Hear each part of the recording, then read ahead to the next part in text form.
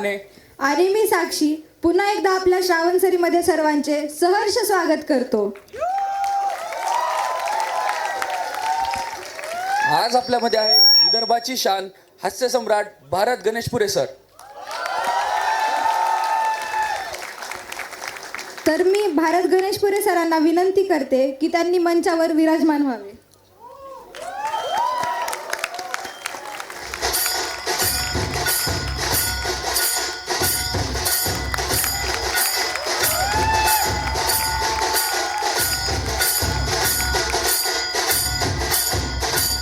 तर एकदा जोरदार टाळ्या होऊन जाऊ द्या भारत गणेशपुरे सर यांच्यासाठी.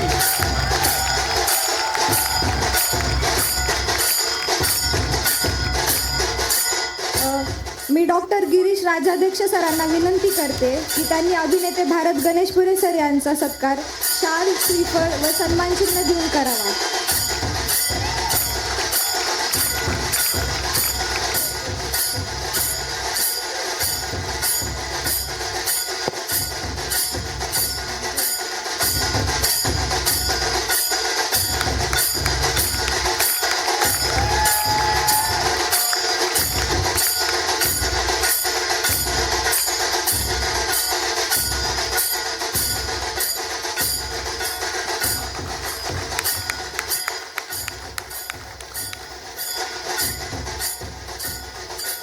धन्यवाद सर.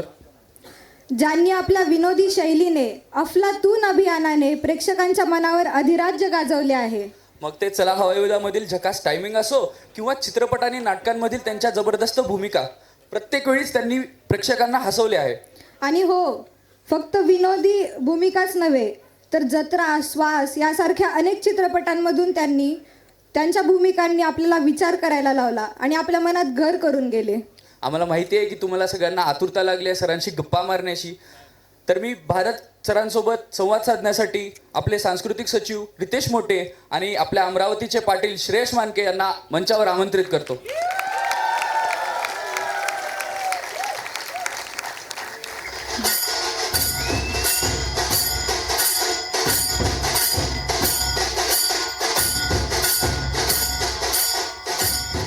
तर महाराष्ट्राच्या हास्यसृष्टीचा एक अनोखा हिरा. एकदा ऐकायला लागलं की थांबण्याची गरजच नाही. त्यांच्या शब्दात जादू आहे, अभिनयात वेगळीच धमाल. तर स्वागत करा आपल्या सगळ्यांच्या लाडक्या हास्याच्या झंझावर थुकरटवाडीचे कायमचे सरपंच भारत गणेशपुरे सर यांचं. तर मित्रांनो, अबे काय बोलू राहिला बे? अरे सॉरी तर पोट्यो, विनोदाच्या जगात जिथे लोक विचार करतात तेथे सर बोलतात आणि जिथे लोक बोलतात तेथे हे धमाल उडवतात. महाराष्ट्राच्या हास्यसृष्टीचा एक अनोखा हिरा. एकदा ऐकायला लागलं की थांबायची गरजच नाही. तर स्वागत करा आपल्या सर्वांचे लाडके डायरेक्ट MH27 वरून आलेले थुकरटवाडीचे परमनंट सरपंच आणि मार्मिक फटकार्याचे बादशाह भारत गणेशपुरे सर यांचं. धन्यवाद मनापासून धन्यवाद तुम्हाला सगळेले. आणि तुमच्या ह्या श्रावण सरीले मनापासून धन्यवाद. असं जास्त तुम्ही सगळे बिझी लोक असतात, प्रॅक्टिकल हे ते सगळं आणि अंगाचा अभ्यास करणं म्हणजे काही छोटी मोठी गोष्ट नाही आहे. अंगाचा अभ्यास करता, त्यामुळे त्यातल्या वेळ काढून तुम्ही ह्या सगळा उत्सव साजरा करून राहिले, त्यासाठी तुम्हाला मनापासून शुभेच्छा. थँक्यू. सर्वप्रथम सर, अभिनय क्षेत्रामध्ये आम्हाला 25 वर्ष पोट भरून हसवण्यासाठी आपले खूप खूप धन्यवाद. थँक्यू. तर सर, भारत गणेशपुरे सारखा सर्वसामान्य माणूस हा महाराष्ट्राचा हास्य सम्राट कसा झाला याबद्दल तुमचं प्रवास वर्णन आम्हाला सांगा. नाही, हास्य सम्राट तुम्ही म्हणता, मी अजून स्वतःला सर्वसामान्यच समजतो. मी आहे सर्वसामान्यच माणूस. पण कसं राहतं की एखादी एक गोष्ट तुम्हाला ठरवावं लागते लाईफमध्ये की बघ मला काय करायचं आहे. मग बऱ्याच अडचणी येतात. म्हणजे बऱ्याच लोकांना असं वाटत असेल की आपल्याला मेडिकल करायचंच नाही आहे बुवा, अशी असतील. पण घरच्या परिस्थितीमुळे म्हणजे आता एक हे पाहिलं होतं मी, एक कुत्रा पाहिला होता, कुत्रा. त्याच्यावर असे पट्टे होते, वाघासारखे पट्टे होते. म्हणजे असे पाहिले असेल तुम्ही, है ना, वाघासारखे पट्टे असले. तो म्हणले हा पाय कुत्रा वेगळाच आहे म्हणे. म्या म्हणलं ॲक्च्युली याले वाघच व्हायचं होतं, पण घरच्याच्या दबावानं हा कुत्रा झाला म्हणजे. तर असं आहे. तर तुमचे जे आपल्याला एक ठरवलं आपण की आपल्याला हे व्हायचं आहे, तर आपण होऊ शकतो अशी माझी स्वतःची धारणा आहे. कारण मी झालेलो आहे. कारण मला असं काही सपोर्ट नाही किंवा कोणी ओळखीचं नाही, किंवा तुमच्या अख्ख्या अमरावतीपासून निघाल्यावरती आमचे नातेवाईक फार फार तर आता हा रस्ता आहे आमचा, अमरावती, अकोला, शेगाव, भुसावळ, हे इकडे नाशिक बिशिक असा, म्हणजे या रोडने येतो आम्ही मुंबईत. तर आम्ही असा विचार केला तर अमरावतीपासून निघाल्यानंतर साधारण शेगाव नाही तर फार फार तर मलकापूरपर्यंत आमचे नातेवाईक संपून जातात. मलकापूरच्या पुढे आमचं एकही नातेवाईक नाही आहे. मग मुंबईत पण नव्हतं कोणी, पण आपल्याला यायचं होतं. म्हणजे कसं आहे की एखाद्या वेळेस तुम्ही तिकीट काढली, रिझर्वेशन, आपण रेल्वेत बसतो, रिझर्वेशन असते आपलं, पण एखाद्या वेळेस तुमचं रिझर्वेशन आहे पक्क, पण तुम्ही रेल्वेत बसलेच नाही तर तुम्ही पोचणार नाही. आणि त्याच्या उलट तुमच्याकडे तिकीटही नसेल पण तुम्हाला बसायचं आहे, तर तुम्ही एकदा रेल्वेत बसले की तुम्ही पोचून जाल. भले रस्त्याने तुम्हाला त्रास होईल, टी सी तुम्हाला 10 वेळा ओढाबशा काढायला लावल, टी सी तुम्हाला इकडे उतरवल, मग त्या या डब्यातून उतरून पळून मागच्या डब्यात बसावं लागल. हा त्रास होईल प्रवासात, पण तुम्ही पोचाल डेस्टिनेशनवर, एवढं नक्की आहे. तर मी असं थोडा बहुत पोचलो म्हणून लोक मला हो म्हणतात, म्हणजे असं आहे.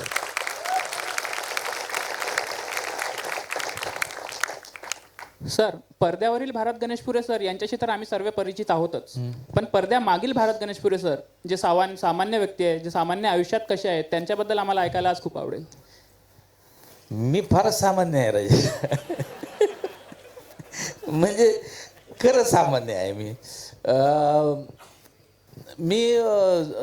म्हणजे काम नसल तेव्हा आमचा एक ॲग्रिकल्चरचा ग्रुप आहे आताही, तर आम्ही शेतात जातो कोणाच्या तरी आणि तिकडे रात्रभर थांबतो. घरी आल्यावर पण घरी बायको म्हणते बा अर्जंट आहे, जरा कांदे कापून दे, तर मी पटकन कांदे बी कापून देतो. हा खरंच, म्हणजे त्यात काही हे नाही. माझे व्हिडिओ पण आहेत खूप सारे असे, म्हणजे व्हिडिओ काढासाठी नाही म्हणून काढलेले, व्हिडिओ पण आहे. पण स्वयंपाकाची खूप आवड आहे मुळात.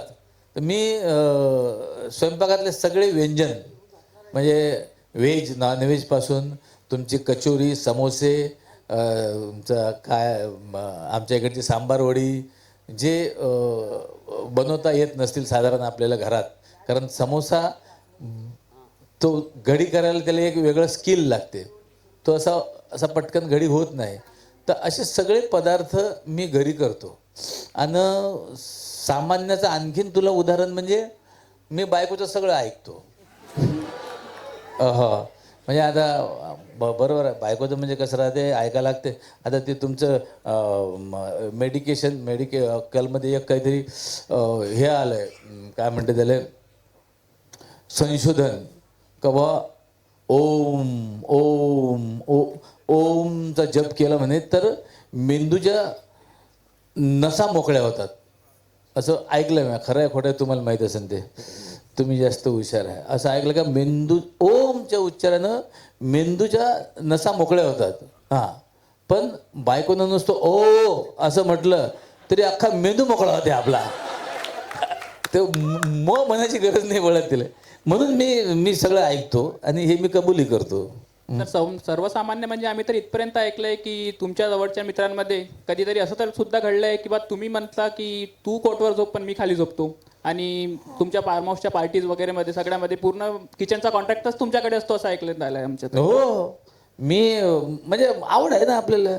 बरं हे बघ कसं असते, एक गोष्ट लक्षात ठेव. आता तुम्ही सगळे जे आहेत ना विद्यार्थी, आज तुम्ही विद्यार्थी आहे, उद्या तुम्हाला एक मोठं पद भेटणार आहे. खरं सांगा, तुम्ही एक गोष्ट आयुष्यात नक्की करून ठेवा, हे जे तुमचे मित्र आहेत ना आत्ताचे मित्र मैत्रिणी, ह्या लय जपून ठेवा, कारण हा मोठा ठेवा आहे. लक्षात ठेवा,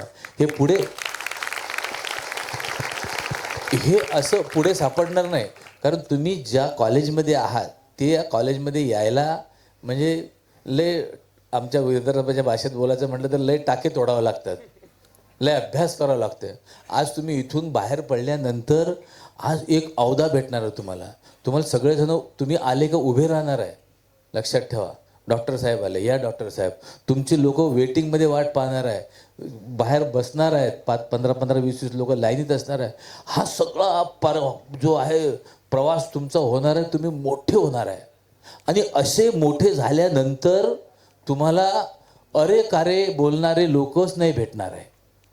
सगळेजण तुम्हाला हो साहेब नमस्कार, डॉक्टर मॅडम, डॉक्टर सर आले, सर हो सर, साहेब येत आहेत, थांबा, हा सगळा प्रवास होणार आहे तुमचा.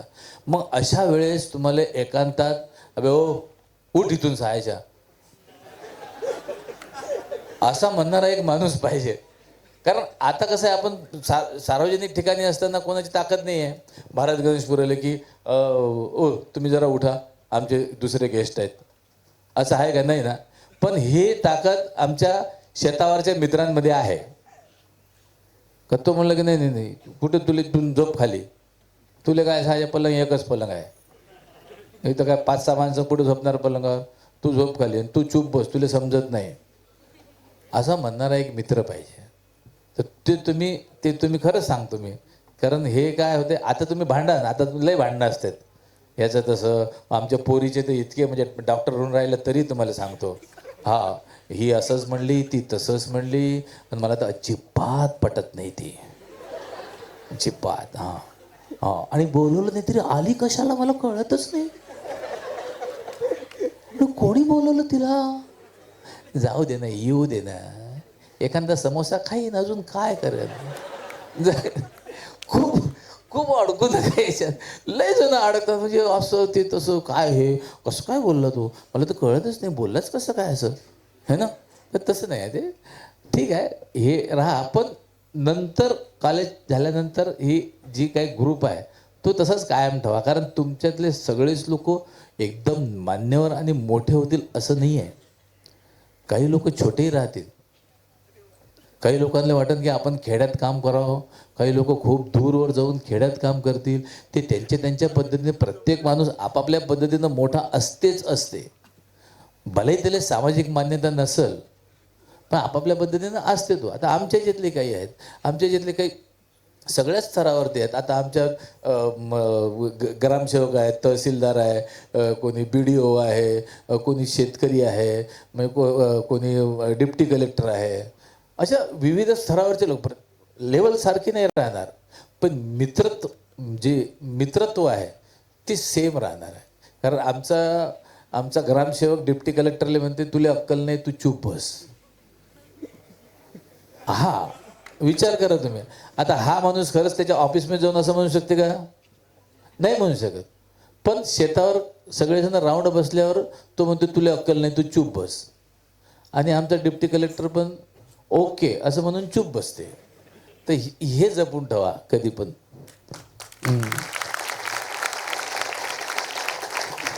सर, चला हवा येऊ द्या हा आमच्यासाठी एक फक्त शो नव्हता, तर ती आमच्यासाठी एक भावना होती.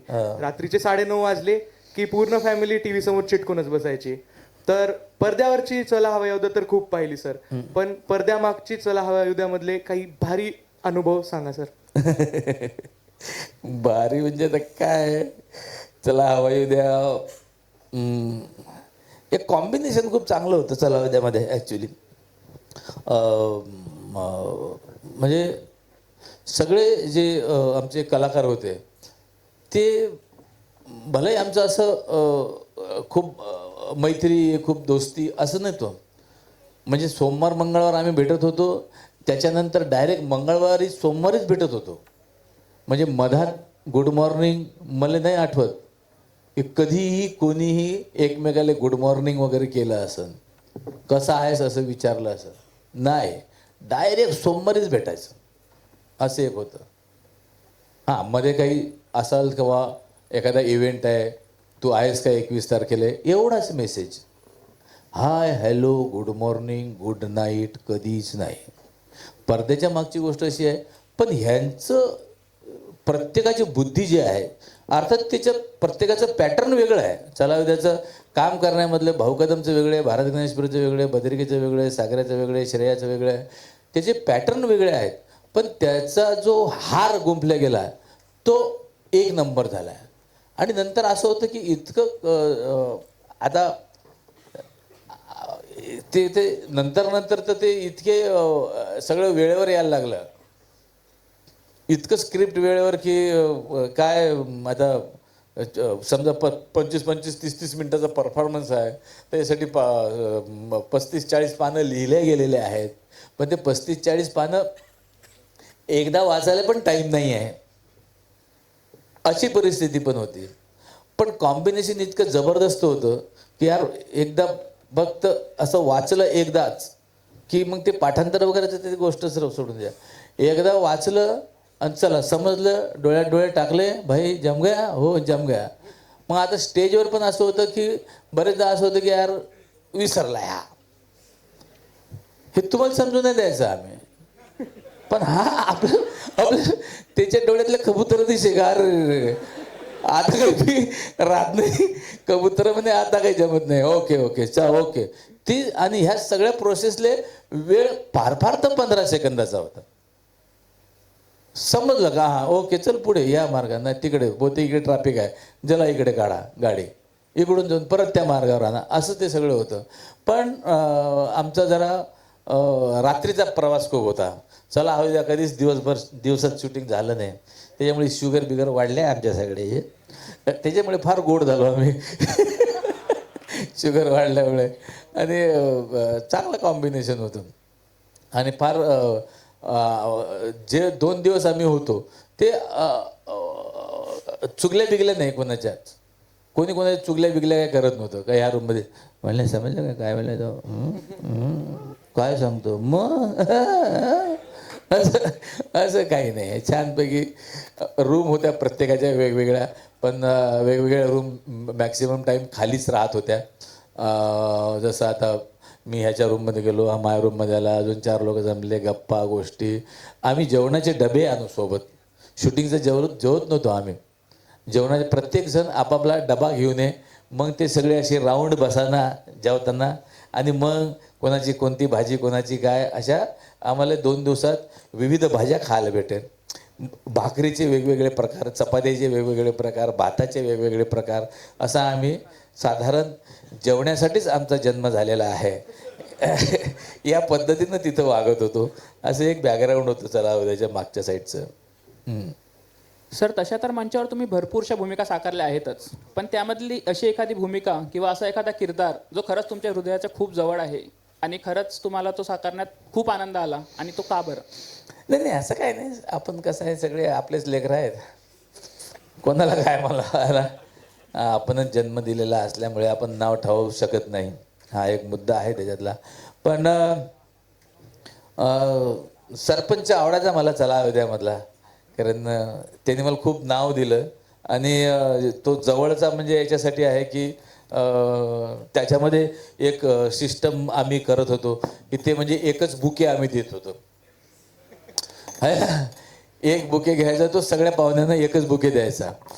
तर ह्याचं एक काय म्हणतात त्याला, जन्म, ह्या घटनेचा जन्म असं की मी गावात राहिलेला आहे, गावाचा माणूस आहे, त्याच्यामुळे कसं होतं की हे असं बरेचदा मी पाहिलेलं आहे. म्हणजे गावात ग्रामपंचायतमध्ये किंवा कुठेही असं गावात असे कार्यक्रम झाले तर मला गेस्ट आले, गेस्ट लोकांसाठी ते आणलं का, पुष्पगुच्छ आणले, हार आपलं हे शाल विल आणले का. तर मग आता गेस्ट कसे दोघं येत होते, आता समजा कलेक्टर आहे, डेप्टी कलेक्टर आहे, किंवा तिकडचा आमदार काय आता नुसतं नगरसेवक कोणतरी असेल, तर असे 2-3 गेस्ट गावात आले की मग त्याचं आवभगत हे ते वगैरे वगैरे. आता हे 3 लोक येणारे मेन गेस्ट, हां त्याची सगळी तयारी. पण गावगाडा म्हटल्यावर गावात सगळ्याची मान मरातब ठेवा लागते, नाही तर कोणाला राग येते, कोणाला काय येते. मग वेळेवर काय होय प्रॉब्लेम, अरे ते मारुतराव राहिले ना, दूध संघाचे अध्यक्ष आहेत ना. हो का? हां, मारुतराव, मी विनंती करतो तुम्ही स्टेजवर या वगैरे. मग मारुतराव आले. मग ते आपलं ग्रामपंचायतचे सदस्य राहिले, ग्रामपंचायतचे सदस्य. मग हे असं करता करता दूध संघाचा माणूस, ह्याचा माणूस, असे करता करता ह्या 3च्या बरोबरनं आणखीन 15-16 माणसं स्टेजवर बसली. मग आता एवढे सत्कार करायचा म्हणल्यावर गुच्छ आणले 3च. मग काय करणार आहे? तर हे मी स्वतः पाहिलेलं आहे डोळ्यानं. आणि तो गुच्छ ठेवला, तो घेऊन इकडे घेऊन ये. मग एक जण आपला कार्यकर्ता तो गुच्छ घेऊन जाय, म्हणून गुच्छ ठेव, मग तोच एक गुच्छ. तर ते आम्ही याच्यात चलावदेमध्ये चालू केलं. ते मला खूप जवळचं होतं सिस्टम. हे गावातले सगळे कार्यक्रम आम्ही केल्यामुळे तर तो लोकांना ते आवडायला लागलं. एकच गुच्छ देत आहेत असं. ते काय सांगतात, लोकांना कधी काय आवडतं, लोकांना ते मी आवडायला लागलो. सांगा आता काय.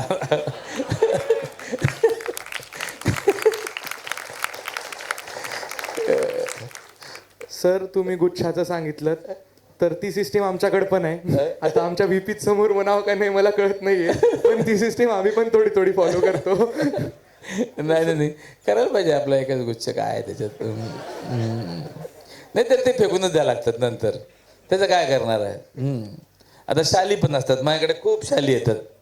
मला प्रत्येक ठिकाणी शाल देते कोणी. मग आता उन्हाळ्यात नसते, पण हिवाळ्यात माझ्या गाडीत साधारण म्हणजे 15-20 शाली तर असतात.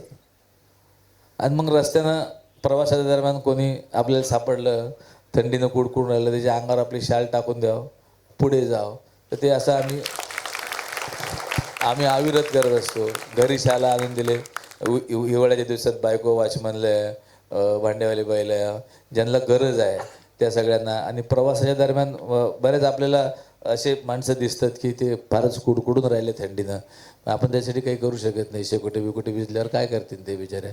अंगावर घ्यायलाही तसं काही नसते. ते जे लहान लहान लेकरं असतात तर त्यांना आपले देऊन टाकायची एक उपदार शाल. मजा वाटते तेवढेच आयुष्यात, दुसरं काय. झाले आहे. अरे विचार बिंदास विचार. मी घरी सांगून आलो आज. थँक्यू सर आम्हाला एवढा वेळ द्यायला. तर सर तुमच्या स्टेज प्रेझेन्सला तर काही तोडच नाही, पण असं कधी झाले का सर की तुमचा पंच मारला तर तो बसलाच नाही आणि त्याला मग तुम्ही सुधारलं कसं? नाही होते ना. असं होते, बरेचदा होते. पंच मारला की तो लागत नाही. किंवा काय होते की ॲक्च्युली बरेचदा कसं होते की काही शब्दावर पण गंमत असते. आता मला सांगता येणार नाही एक्झॅक्ट असं. पण पंच बसण्यासाठी ना रिसिव्ह तो शब्द घेऊन आपल्याला पुढे जावं लागते. समोरचा कधी कधी तो शब्दच आपल्याला देत नाही. त्यामुळे ते सगळा त्याचा विस्फोट होऊन जाते त्या पंचचा. असं होते, बरेचदा होतं. कारण कसं होतं की हे काही असं फिक्स कार्यक्रम नाही आहे. आणि त्याच्यात टायमिंग इतकं महत्त्वाचं आहे की नुसतं आपलंच टायमिंग असून चालत नाही, समोरच्याचं पण तेवढं टायमिंग तुम्हाला ते लागतं. तेव्हा तुम्हाला ते त्या म्हणजे 2 ढग एकमेकाला आदळले की मग आवाज होते. तसं तो त्याच्यासाठी एका ढगानं काही काम होत नाही. 2 ढग लागतात तुम्हाला. तो होते असं, बरेचदा होते. सर आता तर लोकांची चिक्कार गर्दी तुमच्या अवतीभोवती असतेच, पण तुमच्या तरुणीत जेव्हा कॉलेजच्या दिवसांमध्ये पोरांची आणि मेन म्हणजे पोरींची पण अशी गर्दी वगैरे कशी राहायची आजूबाजूला? नाही, आम्ही राजाला दुर्दैवी होतो या बाबतीत. सर आम्ही सर्वजण पण तेच आहे सर. नाही तुमच्या समोर पोरी आहेत तरी कमीत कमी पाहासाठी. 120 पोरं आणि 8 पोरी होत्या ॲग्रिकल्चरमध्ये आमच्यासोबत. त्याच्यातले 4 होत्या साऊथच्या. त्याला आपण काय बोलव ते समजे नाही, ते काय बोलत आपल्याला समजे नाही. हाय हॅलो गुड मॉर्निंगच्या पलीकडे काही नव्हतं. पण एक गोष्ट मी तुला सांगतो, मी जे कॉलेजमध्ये गोष्ट केली होती, एक गोष्ट खरंच केली होती, सगळ्याला माहीत आहे. मला म्हणलं जायचं आपल्याला कोणी पोरगी पटत नाही पडत. आणि खरं महत्त्वाचा मुद्दा काय होता माहिती आहे का, ह्या भानगडीत ते फार मी पडलो नाही कधी. कारण माझा कसा दिमागच वेगळा होता. मला ते एक पॅशन होतं की आपल्याला हे करायचं आहे. मग नाटकाची लायब्ररी असेल, कुठं नाटकाच्या स्पर्धा असतील, कुठं काही असेल, असं ते होतं सगळं. आणि त्यातलं ते कॉलेजचे प्रॅक्टिकल करा, हे करा, ते करा. मग माझा एक डोक्यात विचार आला की म्हटलं आपण यार सगळे चान्स दिला पाहिजे एकदा. म्हणून आमच्या ज्या आठेच्या आठही पोरी होत्या, शपथ आहे मी तुम्हाला फोटो वाटत, आठीच्या आठी पोरीला जाऊन ते गावंडे होते, पहिली गावंडे होती नावाची पोरगी. तर मी म्हटलं तुला प्रश्न विचारायचा आहे. म्हणे विचार. म्हटलं तू माझ्याशी लग्न करशील का? डायरेक्ट हा. तिला समजेच नाही उत्तर काय द्यावं. आता फायनल इयरला समजा थर्ड इयरला होतो, म्हणजे कायचा कशात काहीच जांगडबुत्ता नाही अजून, आणि ह्यानं मला डायरेक्टच प्रश्न विचारला, अरे पण तू काय पागल झाला काय म्हणे तू? म्हटलं नाही नाही तसं नाही आहे, तुला माझी लग्न करायचं आहे का? अरे पण ह्या 3 वर्षात असं काहीही घडलेलं नाही म्हणे आपल्या आयुष्यात. का मग मी तुला चिठ्ठी दिली, तुझ्याकडे प्रेमानं पाहिलं, मी तुझ्याकडे प्रेमानं पाहिलं, आपण कुठं काही नाही जमलं म्हणे. असं तू डायरेक्ट कसं काय विचारू शकतो म्हणे गणेशपुरे लग्न करशील का? म्हटले हे पाय कसं आहे, मी ठरवलेलं आहे, सगळ्याला विचारायचं आहे. उद्या जाऊन तुम्ही असं नाही म्हणायला पाहिजे का गणेशपुरेनं मला विचारलं नव्हतं म्हणे.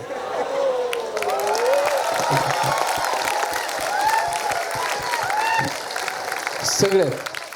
त्याच्यात एक पोरगी आमच्या प्रिन्सिपलची होती, तिलाही म्हटलं मीरा माझी लग्न करशील का? मीरा लय वेळ पाहत बसली माझ्याकडे.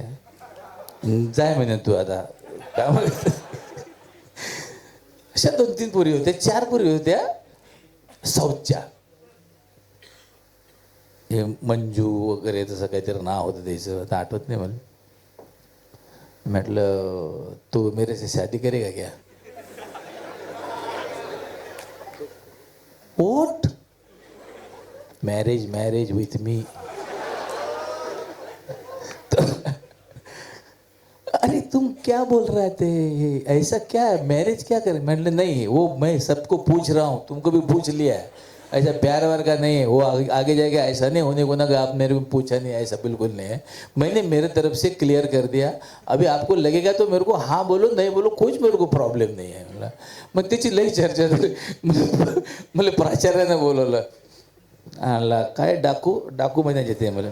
डाकू काय डाकू, तू काय चालवलं आहे कॉलेजमध्ये? मी म्हटलं सर उद्याचं काय सांगता येते, कोणी मोठं होईल लहान होईल, उद्या मी मोठा झालो म्हटलं नाव बिव झालं माय ह्या पोट्या परत म्हणतील ना, म्हटलं का मला विचारलं नाही म्हणून मायपोरीला विचारलं. म्हटलं विचारून टाकला आता तुमच्या पोरी माय वर्गात आहे. म्हटलं काय फरक पडते म्हटलं हो नाही. तर असं तो होता माझ्याकडे किस्सा कॉलेजचा. हां सर तुमचा ट्रेडमार्क म्हणजे आपली वराडी भाषा. हो. तर या वराडी भाषेने मी तुम्हाला मदतच केली का कधी या वराडी भाषेमुळे तुम्हाला मागे राहावं लागलं? नाही कसं राहते, मदत केली म्हणजे कसं होतं, जगाचं नाव झालं आहे की नाही, तर मग त्या गोष्टी होतात. पहिले तुम्हाला सगळ्या गोष्टीसाठी संघर्ष करावाच लागते. म्हणजे मी आलो, तुम्ही बोलत होतो, असं काही नाही मी वराडीच जास्त बोलत होतो. मी नाटकात काम करत असल्यामुळे प्रमाण मराठी पण बोलत होतो. पण कसं असते की तुमचं रक्त असते, तुम्हाला डॉक्टर लोकांना माहीत असेल ते काय म्हणतात त्याला, तर त्या रक्तात ना बऱ्याच गोष्टी असतात. त्या रक्तात तुमची जडणघडण असते, तुमच्या कानावर लहानपणापासून पडलेले आईचे बोल असते, मित्राचे बोल असते. तर ब्लड एकदम फुल रिप्लेस करून दुसरं नाही टाकतायत. थोडं काढा, थोडं दुसरं टाका, असा एक सिस्टम आहे. तर मी आल्यावरती करत होतो, पण हसायचे लोक, म्हणजे खूप हसत होते की एकतर नाटकात काम करायचं म्हणजे अण आणि न ह्याच्यात तर माणसं पागल होऊन जातात. पोट्टे कण अण आणि आपण म्हणायचे की आपण म्हणायचं की काय करायचं, पण म्हणायचं की पण म्हणायचं. तर त्याच्यात ते आता ते सवयच नव्हती ना. आता आपलं कसं घेर पाणी घेरे पटकन, अरे हा पाणी म्हणतोय हा, म्हणजे ते असं चुकलं, आपलं पाणी म्हणायला पाहिजे, आपण पाणी पाहिजे, तर चुकलं. तर ह्याच्यासाठी तुमची निंदा होते, नालस्ती होते, ते माझी पण झालेली आहे. पण मी म्हटलं ठीक आहे ना.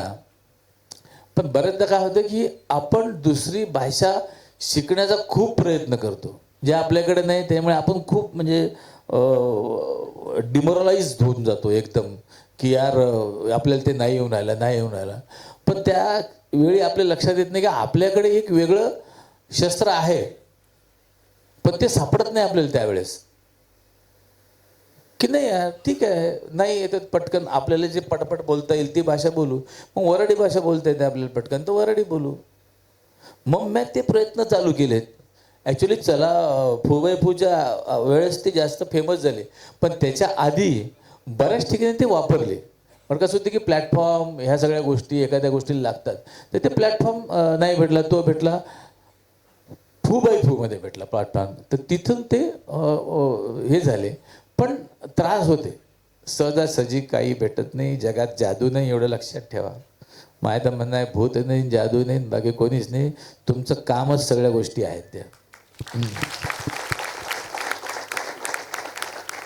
सर आम्हाला असं कळलं होतं की फर्स्ट इयरमध्ये तुमचा आणि मॅथ्सचा एकदम 36चा आकडा होता, आणि सर थेट प्रिन्सिपल सरांनी पण सुद्धा तुमच्या नाही आताही आहे मॅथचा आताही आहे आपला 36चा. काय मला येतच नव्हतं ना काहीतरी. एक तर मी 11वी 12वी ॲनिमल सायन्सचा विद्यार्थी, तेव्हा मॅथ नव्हतं.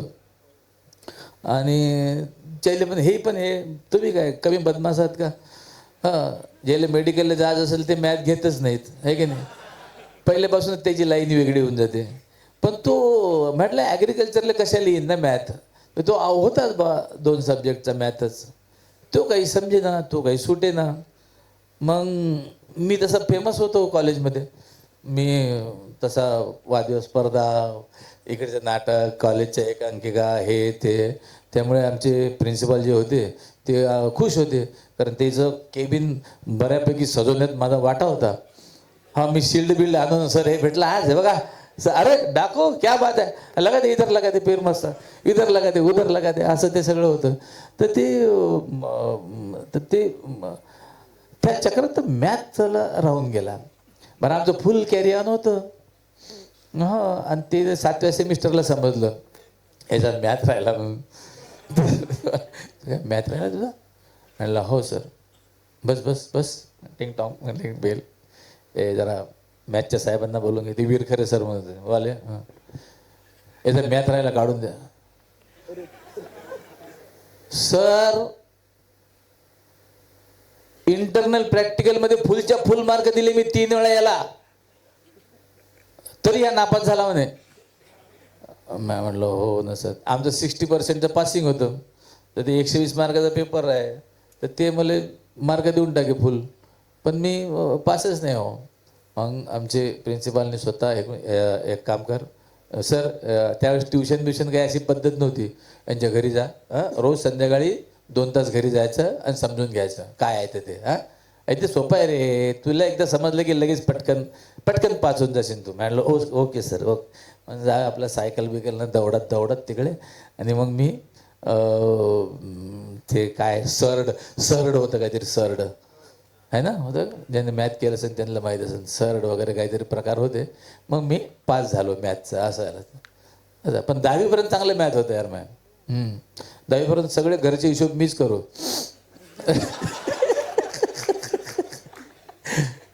झालं. बोल सर तुम्ही ज्यांना लहानपणापासून, म्हणजे तुम्ही पण ज्यांना लहानपणापासून मोठ्या पदावर बघत आलात, जसं अमिताभ बच्चन झाले, जॅकी दादा झाले, नाना पाटेकर झाले, यांच्यासोबत तुम्हाला स्वतः काम केलात, मग त्याचा अनुभव कसा होता? आणि खास करून सर आम्ही तो नाना पाटेकर आम्हाला फोनचा एक किस्सा खूप ऐकलेला आहे. कुठला? तो ते एक फोन पडला होता आणि तुम्ही गेले नाही डायरेक्ट. नाना पाटेकर नव्हते त्या. नाही हे मोठ्या मोठ्या माणसा बरं, ते तो अमिताभ बच्चन तर सोडून दे. त्याचं मला माहीत होतं अमिताभ बच्चन आहे म्हणून समोर. हो, म्हणजे ते माहीत होतं ना की बच्चन साहब के साथ ॲड करना है. तर ICICIची ते ॲड होती, बच्चन साहब के साथ करना है वगैरे वगैरे. तर ते 300-400 लोकांना ऑडिशन दिल्या होत्या. त्याचा मी नवीनच होतो म्हणजे तेव्हा, एकदम फार काम केलेलं नव्हतं. पण मी दटे राहून ऑडिशन दिलं, दटे राहून म्हटलं आपल्याला करायचंच आहे हे. तर त्याची हे करता गाळण करता 5 वेळा ऑडिशन घेतल्या, 5 वेळा. म्हणजे ते 300मधनं मग 200 राहिले, ना 100 राहिले, ना 50 राहिले, ना 10 राहिले, ना 5 राहिले, असं करून मी पोचलो बच्चन साहेबापर्यंत. पण बच्चन साहेब आहेत मला माहीत होतं. पण एक दुसरी गोष्ट म्हणजे अशी की नंतर म्हणजे त्याच्याही आधी थोडंसं त्याच काळात दरम्यान आम्ही सेटिंगमध्ये काम करू. सेटिंगमध्ये म्हणजे हे असतं ना, फर्निचर लाव, हे लाव, ते लाव, असं त्याच्यात काम करू मी. तर तिथं एक आम्ही पिक्चर करता, घात नावाचा, मनोज वाजपेयी घात नावाचा पिक्चर, तेव्हा मी सेटिंगमध्ये होतो. मग तिथं असिस्टंट डायरेक्टर मला ओळखीचा झाला. तो मला, त्याला मी सांगायचं, तो अरे मैं ॲक्टर हूँ, राज्य नाट्य स्पर्धा में मेरे को अवार्ड मिला है. तर तो हसायचा, ले जा ये काम चालू आहे, ये कर, फालतू इसके धंदे में पड मत, तू येडा आहे का तू. म्हणून मी, आणि मग त्याला मी भेटायला जायचो नेहमी. आणि तो प्रत्येक वेळेस त्याचं उत्तर ठरलं, क्या बाबे यार तू कल आना था, कल अच्छा रोल था एक. प्रत्येक वेळेस एक कल आना था, कल अच्छा रोल आहे असं. ते एकदम मी असंच बायोडाटा वगैरे असा खिशात घालून, पुंगळी आपली अशी दिसल, म्हणजे तेव्हा काय बॅग बिग काही नसायची ना, तेव्हा पुंगळी बिंगडी अशी घालून तिथं गेलो मी भेटायला त्याला. तर तो म्हणला, यार देख ना यार, कुछ होगा तो मेरे लिए देना एखादा रोल बिल यार, तू नहीं देगा तो कौन देगा. अरे कल अच्छा रोल था यार, कल आने का था. मतलब वो तू कल कल का मेरे को मत बता, बहुत बात कल का. ये तेरे जेब में क्या है. मतलब मेरा बायोडाटा है यार. क्या बात कर रहा है, बोला दिखा. मग त्यात सगळे नाटकांचे नावं हे ते असं सगळं होतं. ये तू सचमुच किया है ये काम एक्टिंग का. अरे म्हटलं यार सचमुच, मैं इतने देर से तेरे को बोल रहा है, सचमुच किया है. अच्छा अच्छा किधर जा रहा है. म्हटलं नाही ऐसे ही घूम रहा था, तेरे पास आया. रुक जा, आजा आजा आजा. बैठ बैठ बैठ. मग अंदर गेलो, तो बसलो तिथं. मग तुला वो बायोडाटा दे. तो घेऊन गेला अंदर, डायरेक्टरला सांगितलं हे ते वगैरे वगैरे वगैरे. पण डायरेक्टर म्हणला ओके कर लो. तो काही भेटला नाही डायरेक्टर. मग आला, त्यानं मला एक स्क्रिप्ट दिली. इन्स्पेक्टरचा रोल होता. स्क्रिप्ट दिली. तो मला ये करेगा. म्हटलं अभी पटाक से तू बोल, रेडी आहे म्हटलं. तो बोले हां ठीक आहे मैं आता हूँ 5 मिनट. 5 मिनटात तो आला. त्याला सगळे व्यवस्थित डायलॉग मी म्हणून दाखवले, व्यवस्थित प्रॉपर. तो थोड्या वेळानं डायरेक्टर आला. तो रेडी आहे म्हटलं हां हां एक बार करते देखते. म्हटलं ठीक आहे, त्याच्यासमोर करून दाखवतो. म्हणलं ओके डन है करेंगे. तो म्हणलं शूटिंग कब है. आप भी लंच के बाद. म्हटलं क्या बात कर रहे. लगेच तो हा आला असिस्टंट. तो म्हणला की इनको ओ इंस्पेक्टर ड्रेस दे, कुछ कम ज़्यादा है देख ले, ये कर वो कर. सब ड्रेस बीस आला, कपडे बिपडे घालून रेडी आपला बाबू एकदम टकाटक फिटमध्ये. तर ओके. आणि झालं. तर असं करता करता म्हणजे 11 वाजता आलो होतो. लंच बिन झालं हे ते. संध्याकाळचा नाश्ता झाल्यानंतर शॉट लागला. मला बोलवलं चलो बोला सेट पर. म्हणलं ठीक आहे.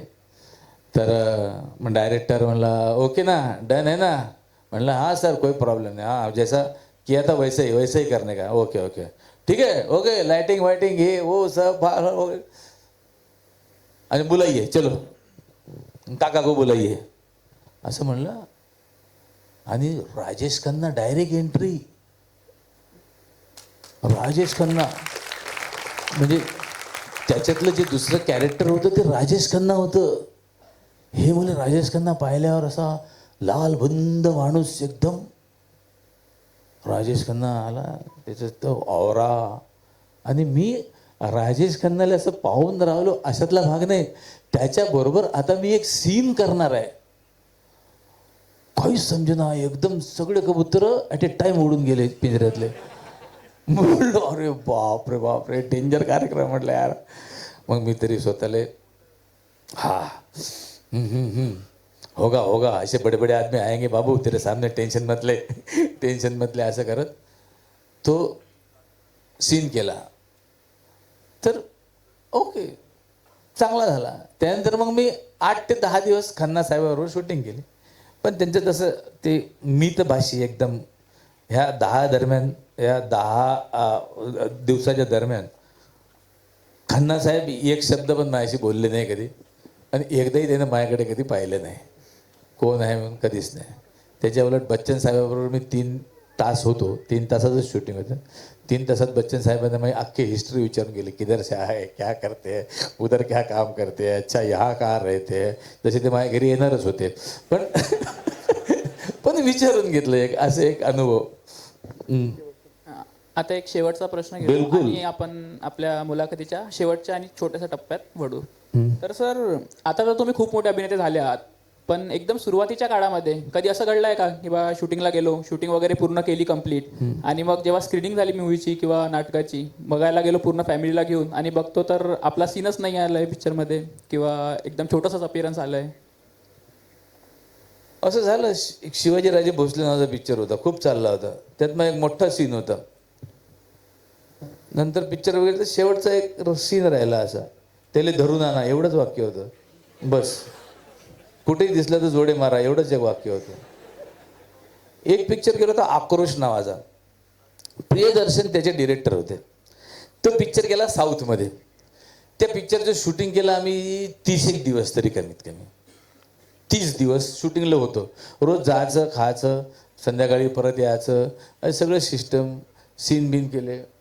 तर माझ्या लक्षात आलं की ह्याच्यातून, कारण अजय देवगण, अक्षय खन्ना, मोठी गँग होती. पंकज पण होता त्रिपाठी, सगळे म्हणजे पंकज त्यावेळेस एवढा नाव नव्हतं पंकजचं, खूप जुनी गोष्ट आहे.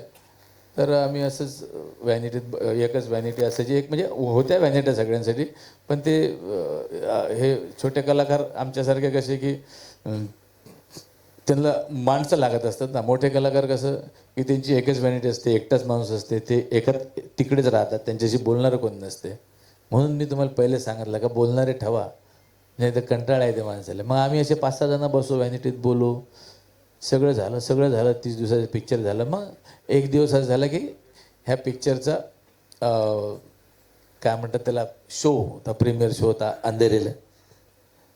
तर आम्ही तोपर्यंत आमच्याकडे गाडी बिडी आली होती. तर जयंत गाडेकर नावाचा आमचा एक NSDचा मित्र आहे, नट आहे, तो पण होता त्याच्यात. त्यांची मिसेस पण, शोनाजी पण ह्या NSDच्या विद्यार्थी, ते नवरा बायको होते. तर जाताना आम्ही असंच शोनाजीला म्हटलं शोनाजी अभी फिल्म देखने के लिए जा रहे हैं हम लोग. बोले हाँ हाँ भरत जी. तो मैंने बोला अगर गलती से फिल्म देखते समय कुछ आपका रुमाल गिर गया या कुछ ऐसा गिर गया तो उसको उठाना मत. म्हटलं तुरंत. क्यों क्या हो गया? मतलब आप वो उठाने जाएंगे उतने में हमारा सीन निकल जाएगा. हाँ आपको दिखेंगे नाही. असं आहे. असं बरेचदा होते. आताही बऱ्याच ठिकाणी 8-10 सीन केले, 15 सीन केले, ते त्याच्यातले 2 सीन गायबच होऊन जातात.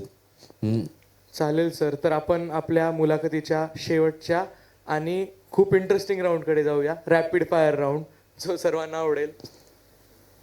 तर सर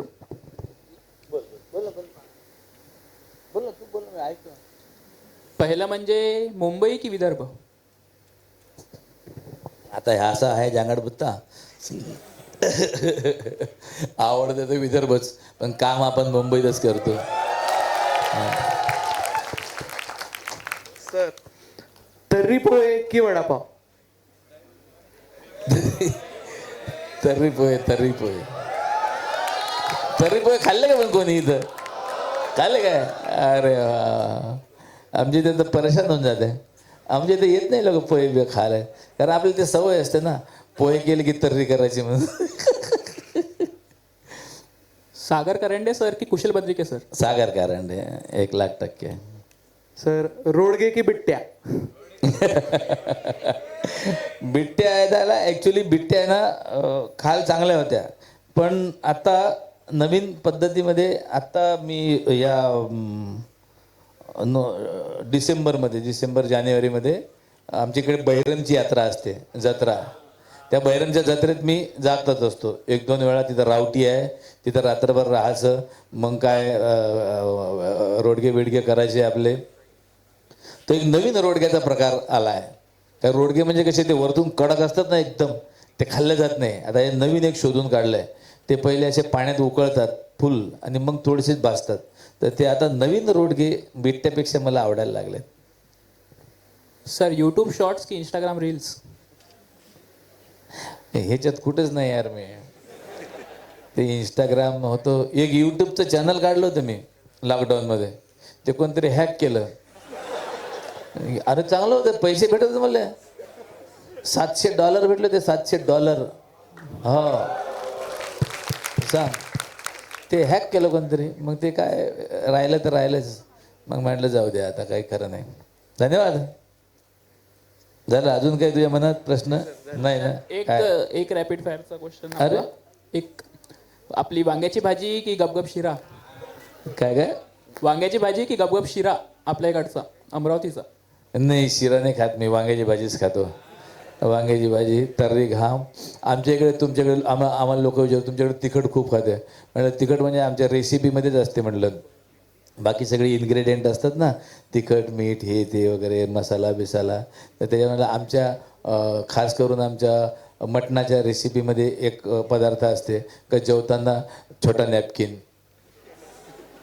हा, कारण की त्या मजबूरमधल्या बच्चनसारखा इथून जोपर्यंत घाम येत नाही तोपर्यंत त्या भाजीला मान्यता नाही, असा एक प्रकार आहे आमच्या इथं. मुळव्याचे सगळे जास्त प्रकार आमच्याकडेच आहेत. सगळे पेशंट विदर्भात मुळव्याचे जास्त.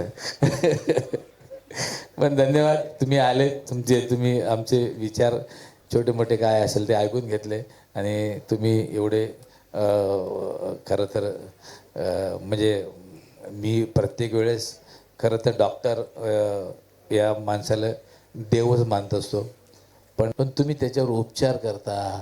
तुम्ही त्याच्या कधी कोणी असं ॲक्सिडेंट झाला तर हे तुम्ही लय मोठं काम करता बाबा. तुम्हाला सगळ्याला माझ्या मनापासून नमस्कार आहे. खरंच मोठं काम करता.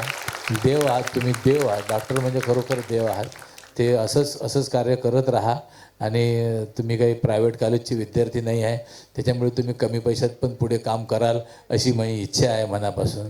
तर तसं एखादं काहीतरी करा. धन्यवाद. तुम्ही तुमच्या वेळातला वेळ काढून काही अमूल्य क्षण आमच्यासोबत घालवले त्यासाठी खरंच खूप खूप धन्यवाद सर. Thank you sir.